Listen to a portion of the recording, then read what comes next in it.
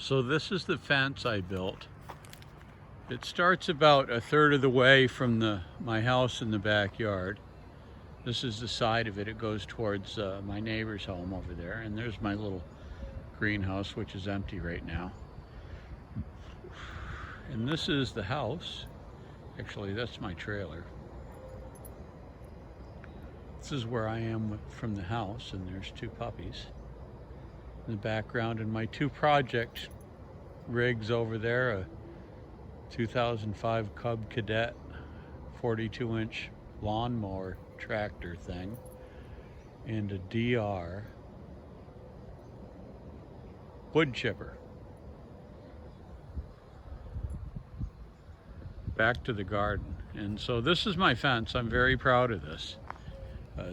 These are 2 3/8 inch steel posts with H corners and H ends, with a 6-foot 4x2 high tensile fence stretched all the way down to the back of my yard with a double gate on the end.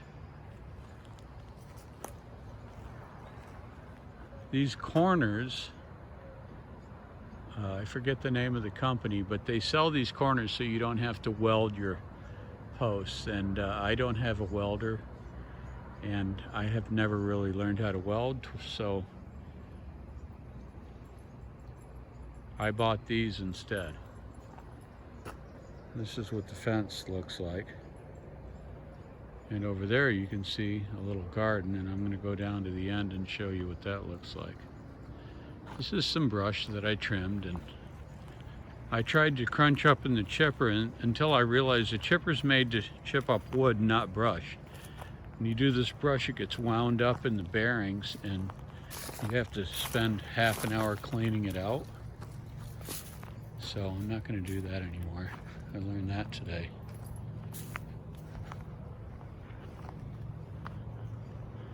This is the gate. It's a drive gate, they call it. Got it at McCoy's. And you can put a car through it, but I'll probably just back a truck in to unload some dirt every now and then. That's my newest compost pile, and that's my oldest one over there. And that's my pile of rocks and some extra fencing I have. And that is some cedar bark mulch, which I've been using. But I think I'm going to switch. I'm not sure about whether that's good or not. It seems to mat down quite a bit and exclude oxygen, so I'm not sure if it's going to be that great for the garden. We'll see how it works out. On we go. These are some seedlings. They should have been in the ground a long time ago, but I just haven't gotten around to planting them into the garden on the other side of the yard. There's like 6 different kinds of basil here. We have, never mind, I won't go through all that. That's a cross between Genovese or Greek or Italian basil and purple basil. I grew 2 plants, and I harvested the seeds from one of them, and they came up like halfway between. So, you know, that's how that works. And I have some lemongrass here that I started from lemongrass I bought online and planted in, or actually put in glass jars and rooted. And then I planted them in this self-watering 5-gallon bucket. This bucket here has russet potatoes in it that I just planted a couple days ago, and they're 6 inches down, so they're not going to show up for a minute. And we have 2 eggplant and 2 cherry tomato plants here. This one's one that we've grown. This one here is one that we've grown before. You got a glimpse of my brew. And this is a new one, the one on the far left, that we haven't grown yet, but it's got zillions of tomatoes, so I don't think it's going to be the last time I grow that one. We've got 2 different kinds of eggplant. We have the traditional Black Beauty and one called Rosa something or other. It's white and purple striped smaller eggplants, which are nice because I don't usually use a whole eggplant at one time. And here we have some watermelon plants. This should be interesting. These are planters that are fashioned after Leon. I'm not sure what his last name is, but he's from southern Oklahoma, and he has a greenhouse.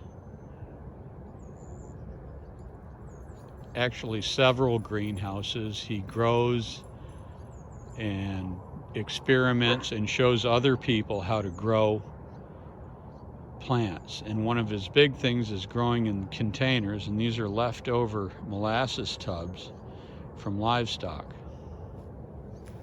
And I have 3 new raised beds that I put in this year. These are built out of regular pine that has been treated with linseed oil, because I didn't want to do treated. It's non-treated pine. Didn't want to do treated. I'm not sure if linseed oil is any better, but anyway, I've got some dill growing down here, a couple of basil plants in the corner. These are fava beans right here. And they look nice. They don't like the heat of the day very much. We'll see if they produce before it gets too hot here. That is there's actually 3 plants there, but one of them you can't see because it's being covered by the leaves. It's called Barrage, otherwise known as butterfly plant. Here, I think it might be B, I'm not sure. But anyway, it gets really big like a tomato plant and puts some beautiful flowers on it, and it attracts beneficials, and you can actually eat the leaves, and they supposedly taste like cucumbers, although I've never done it. Check out this plant. It's trying to make some fruit, don't you think? All right. These are jalapeno peppers over here. They're the TAM or Texas A&M jalapenos, and they've been putting flowers on them, but haven't seen anything put fruit on yet. So we'll see how it goes with those. There's another Black Beauty eggplant, one of the roses. Rosa Maria, something like that. Anyway, you'll see them later on in the year. Eggplant. And there's parsley planted all down the middle of this to try to confuse the bugs a little bit. And there's 3 more jalapeno plants over here. These are called the Gigantia jalapenos. And they already have jalapenos on them. And they're big as some jalapenos you see in the store. They're actually pretty small right now, but there's a lot more coming on. So fruit is setting well on those plants, and they're looking beautiful. And there's a parsley in a pot. And these are pepper plants that I just transplanted today. There's a big Thai chili in the middle and 3 pepperoncinis around the outside. I just put these in this self-wicking tub today, and they were a little wilty when I first brought them out here. It was 90 degrees today in the sun, but now they're looking happier, and hopefully they'll be all cheered up in the morning. A couple of more cherry tomato plants. One's the Juliet, the other one's they're the twins of the other 2 I showed you. And there's 3 Wonder YOLO B bell pepper plants in a row. And there's a couple of them set on those. They like hot weather, so they haven't really sprung yet. I've got some of those store-bought stakes around those. They don't get that big, so they should be okay. And these are pinto beans. I just planted beans out of a package of beans that I had in the cupboard for 3 years. And I decided, why not plant everything I can? So I planted a bunch of them. They popped up, and we're going to have plants. And I've got some that are even bigger than that. I've got interplanted. I've got some beets and carrots in the middle, but the beets are doing okay. The carrots, I don't expect anything out of those. We'll see what happens.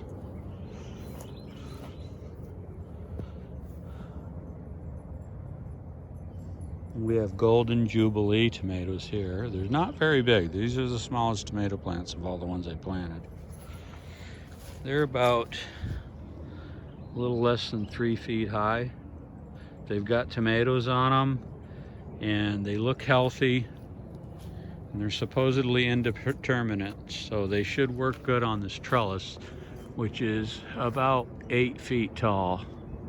I built these right after a rainstorm we had that showed me time to put a trellis up. This is the tallest one of all the ones we did. Next to them are some celebrity tomato plants. I've always had good luck with those plants. They always produce well, and they're tasty tomatoes, similar to a Big Boy or Better Boy or those types of beefsteak tomatoes. They're doing well, and they have tomatoes on them.